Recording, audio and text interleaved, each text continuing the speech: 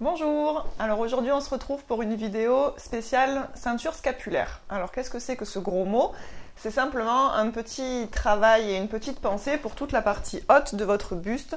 Et souvent on entend par là les épaules, les omoplates, les clavicules et le devant au niveau du sternum. Donc souvent cette partie-là, lors des exercices, elle est oubliée ou voire carrément inconnue, zappée. On est plutôt en train de se centrer sur ce qui travaille, si c'est les cuisses, si c'est les abdos, si c'est les bras. Et on oublie d'engager toute cette partie-là qui est pourtant très bénéfique parce qu'elle va vous emmener aussi de l'énergie dans votre travail. Surtout si on est en train de travailler la sangle abdominale et le plancher pelvien. Le fait de fixer vos omoplates, ce qu'on va montrer avec Magali après, ça va permettre d'avoir un espèce d'effet tiroir où vos omoplates vont descendre, vos abdos vont se contracter, votre périnée va s'aspirer et on va avoir une espèce de truc qui coulisse vers le haut et vers le bas. Et du coup, ça va permettre d'être plus tonique, mieux maintenu et mieux placé dans votre dos. Donc du coup, on va voir ça de dos avec les omoplates de Magali. Les omoplates, elles sont capables de faire deux mouvements vraiment distincts. D'une, de les rapprocher, mais là du coup, on creuse et ça fait une espèce de pli dans le milieu du dos. Et ça entraîne souvent une courbure lombaire exagérée, ou alors au contraire, elles peuvent s'éloigner. Très bon quand on a besoin de s'étirer ou d'allonger son dos, mais du coup, là encore, ça nous fait effacer les courbures et on se retrouve plutôt dans un dos rond et quelque chose de très crispé là au niveau des trapèzes. Donc, maintenant qu'on a vu ce qu'il ne faut pas faire, on va prendre le temps de voir comment se placer du coup pour être bien positionné.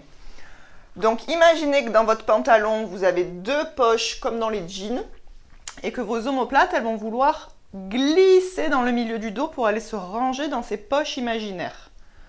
Donc sur la respiration, on est plutôt à l'inspire, on se grandit, et lorsqu'on souffle, en même temps on tient les abdos et on vient glisser les omoplates dans le milieu du dos. Si ça vous aide, allongez vos bras et imaginez que vos doigts aussi prennent la direction du sol.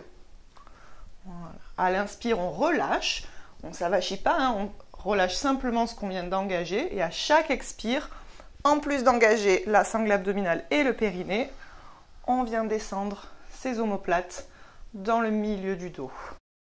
Alors, replace-toi Magali, avec ta main, fais comme si tu voulais aller te gratter ici. Voilà, pour qu'on voit un peu cette partie-là. Si tu te mets peut-être de profil, on la verra peut-être mieux. Ici. Donc pensez à ça, là, cette partie-là de l'omoplate qui descend. D'accord, ça se sent bien quand vous cherchez à l'attraper dans votre dos. C'est cette partie-là des omoplates qui vient descendre et non pas se rapprocher. Ça, on l'a vu, ça fait cambrer, ça fait changer les courbures lombaires et dorsales. C'est pas ce qu'on cherche. Alors, on le refait une deuxième fois. Garde les bras le long du corps.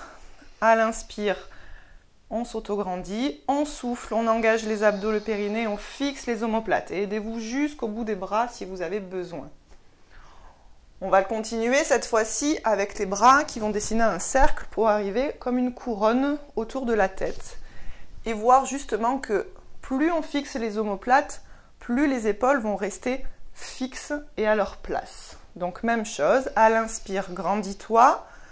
Souffle, engage abdos-périnée, fixe tes omoplates et monte les bras sans rien changer à la hauteur des épaules. Et là, c'est tenu, c'est solide dans les abdos également et du coup, c'est encore mieux pour réaliser vos exercices. Vous serez dans une bonne posture pour votre dos. Dernière fois. Inspire, grandis-toi. Souffle, engage abdos-périnée. Fixe les omoplates et monte. Pense à tes poches. Ça glisse vers le bas. Et redescend tranquillement. La descente est aussi une partie de l'exercice. Donc on ne relâche pas comme si on en avait ras la casquette. Voilà. Qu'est-ce que tu sens, toi, dans ton dos quand tu fais ce travail-là? Alors, une grande tonification, un grand travail au niveau de tous les muscles qui sont le long de la colonne vertébrale au milieu du dos, là. Donc, tout le long de la colonne vertébrale, tout ce qui va servir à maintenir, à ériger votre colonne vertébrale, ça s'engage. Voilà. Et après, quand le mouvement des bras se rajoute, je sens vraiment quelque chose de très tenu, très tonique aussi. Sans avoir l'impression d'être crispé. D'accord. Je peux sentir mes bras complètement relâchés, mais quelque chose de très solide au niveau de la ceinture scapulaire. Et cet effet de tiroir, Carrément. de glissement, C'est vraiment un 2 en 1, c'est-à-dire il y a encore plus de force, on sent qu'on a une énergie qui va être beaucoup plus dégagée une fois qu'on est bien engagé dans la ceinture scapulaire. Donc voilà, ça peut donner des repères quant à savoir si on a bien ou moins bien réalisé l'exercice. C'est quelque chose de très minutieux et quand on n'a pas l'habitude de le travailler, ça peut prendre du temps à sentir. Donc n'hésitez pas à d'abord vous entraîner à faire simplement ces mouvements-là avant de les inclure sur des exercices de gym ou sportifs, qu'importe, d'accord? Prenez le temps de vous entraîner et puis surtout, n'hésitez pas à nous laisser vos questions ou vos petites remarques en commentaire. On se fera un plaisir d'y répondre. Merci à vous. Merci.